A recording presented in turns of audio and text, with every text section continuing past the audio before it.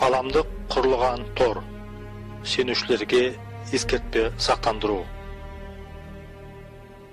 Бұл бейнебаян Құдай тарапынан берілген ескертпе сақтандыру болып табылады. Барлық сенушілерге жолданған. Хайуанның таңбасы. Елші Жохан жазған Аян кітабы бұл келі кітаптың ең ақырғысы, әрі соңғы уақыт туралы пайғамбарлық кітап болып табылады. Тәңіріміз Иса өзінің жақсы көрген елшісі Жоханға барлығының құпиясын ашты. Өзінің екінші мәрте келерінің алдында әрі келгеннен кейін не болатыны жөнінде. Бұл күндері біздер Иса Мәсіхтің екінші мәрте келерінің табалдырығының алдында тұрмыз. Осы турасында біз сол уақыттың кезеңінде орын алуға тиісті бар белгілерді оқи отырып біле аламыз. Аян кітабының 13-ші тарауында Тәңіріміз хайуан туралы бізге ескерту жасайды. Осы бар әлемнің үстінен билеп төстеп, халықты өзіне құл ететін. Аян кітабы 13-ші тарау 16-18-ші аятында айтады. Хайуан барлық адамдарды, үлкенді кішілі, бай кедей, құл еріктіні, не оң қолын, не маңдайын таңбалауға мәжбүр етеді. Осы таңбасы жоқтар еш нәрсені сатып алада алмайды, сатада алмайды. Ол таңба алғашқы хайуанның есімі, яки есімінің саны. Бұл парасаттылықты талап етеді. Зерек адамдар хайуан есімінің санын есептеп шығарсын. Себебі осы сан бір адамның атын білдіреді. Ол сан 666. Аян кітабында 14-ші тарау 9-10 аятта айтылған хайуанға және оның мүсініне құлшылық етіп, өздерінің маңдайына не қолына оның таңбасын қабылдаған бәрі де Құдайдың ашу жасының шарабынан ішуге тиісті болды. Осы шарап Құдайдың қаһарының тостағанына еш сумен араластырылмай, таза күйінде құйылды. Сол адамдар Құдайдың қасиетті періштелерімен тоқтының алдында сотталып күкірттен жанып тұрған отта азапталмақ. Біздерге хайуанның таңбасы дегенде бұл не білдіретінін түсіну қажет. Одан бас тарта алатын күйде боладуымыз үшін. Бұл таңба хайуанның күш құдіреті бар шартарапта бүкіл әлемде өзінің қол астына толықтай бағындыру үшін қолданатын. Бар ұлтқа, бар халыққа осы таңбаны қабылдамау мүмкін болмай қалады. Өйткені олар мұнсыз тіршілік ете алмайтын болады. Осы жағдайда таңбаны анықтап пайымдауға бізге де түсінік керек. 666 саны не білдіретіні жөнінде. Гематрия бұл көне еврейлік мәдениетте қолданыста болған әдістемелердің бірі. Сөздердің мәні мен сөйлемнің сандық негіздегі маңызын әрі оған енетін әріпті талдау жасай алу үшін. Көріп тұрғанымыздай, мұна бейнеленген 6 санның жоғарғы жағында беп немесе в әрпі көне еврейлік және дабл у әрпі ағылшынша тұр. Ал бұдан шығатыны 3-6 саны бұл қатарынан 3 дабл у әрпін құрайды.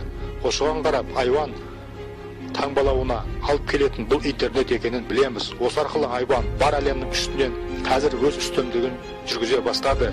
Өзін толықтай бағындыруға дейін жеткізіп, сауда-саттық айналымында қолда ақша қолданыста болмай қалғанда кез келген адамның хайуанның таңбасынсыз күнін көре алмай қалатын болады. Смарт айглас интернетсіз, ақылды телефонсыз мүлдем күн көре алмайтын болады. Смартфон бұл оң қолдағы таңба. Әрі ақылды көзәйнектерсіз, бейнелеп айтқанда бұл маңдайдағы таңба жақын уақыттарда бүкіл әлемге таралуына мүмкіндік алатын. Осы технологиялардың белгінің астында адамдар сатып алу процесін іске асыратын болады. Елші Жохан Аян кітабы 13-ші тарау 18-ші аятында айтқан болатын. Бұл парасаттылықты талап етеді. Зерек адамдар хайуан есімінің санын есептеп шығарсын. Себебі осы сан бір адамның атын білдіреді. Ол сан 666. Интернетте бәрі де www деп басталады. Яғни Wild Wide Web мұның білдірері қаламдық тор желісі. Білесіз бе, веб сөзі не білдіретінін? Ол құрылған тор. Өз кезегінде өрмекшіненің көмегімен өз жемтігін аудайды. Бұл тордың көмегімен. Қандай жиіркенішті және біртүрлі атау. Сіз олай деп есептемейсіз бе?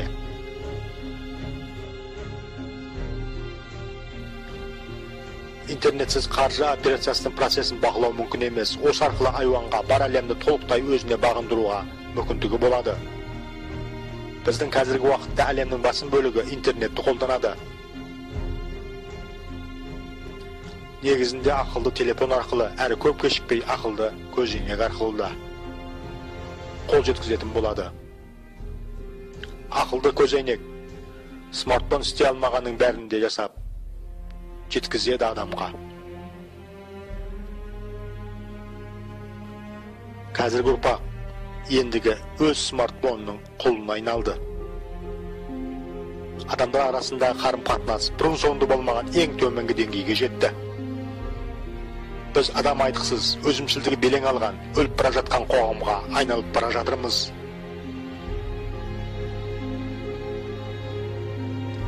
Мұның себебі өзін-өзі қанағаттандыру. Интернеттің көмегімен, смартфон арқылы бар әлемді біздің аяқ астымызға әкеліп жатқан, әр кез келген сәтте көздерімізді тояттандырып жатқан. Бұл қай кезде де қол жетімді, тек осыны біз қаласақ болғаны. Шайтанның жоспары бұл ажырату, бөлу. Бұл жағдай қоғамда жекешелік, ерекшелік, тәуелсіздік, өз алдына өмір сүру, өзін-өзін қанағаттандыру, өзін-өзі қамтамасыз ету арқылы көрініс табады. Ал Тәңіріміз Иса жоспары бірлікте болуға түйінделген емес пе? Біздің көптеген жан-жақтылығымызбен өзара тәуелділігіміз арқылы осы қоғамда. Ал сенушілердің жаңа буыны интернет пен смартфонға салынып кеткен. Алайда ең ауыры алдағы жақын қалған болашағымызда болмақ. Осы себепті де сенушіні жалқаулық басқан, Құдай сөзін оқып, оны талдап түсінуге келгенде, әрі түсерлей дұға етуге де уақыттарын арнай алмайды. Оны интернет әлжуаз етіп, оның бос уақытында еш қалдырмай жатыр.